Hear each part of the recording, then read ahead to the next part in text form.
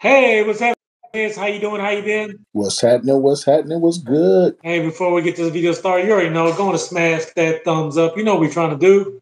Yes, sir. Yes, sir. Got the updates and recap, starting off with the updates. So what we're looking at here is a picture of Kobe Bryant holding the PlayStation 1 Air Force One from 2006. There are rumors that this shoe is coming out again. You know, Jordan Brand, in the effort to win back its sneakerheads, are bringing out the grails come 2025. And this is just another shoe that is rumored to be coming back. Only time will tell. So stay tuned for details on this. Moving on to the Jordan recaps.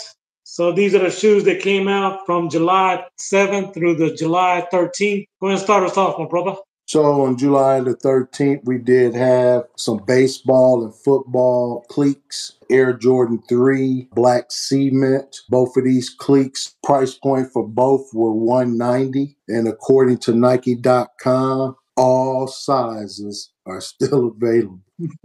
Hey, according to .com, all sizes are still available. Hey, but drop us a comment down below if you were able to snatch up a pair of those. But all sizes, according to Nike.com, are available. Yes, sir. So moving on to the last shoe of the week, on July 19th, we did have a collaboration with the WNBA. This is Jordan 3, aka Tex. Price point of this was $200, and that is the most ugliest shoe I ever seen. And all sizes are still available.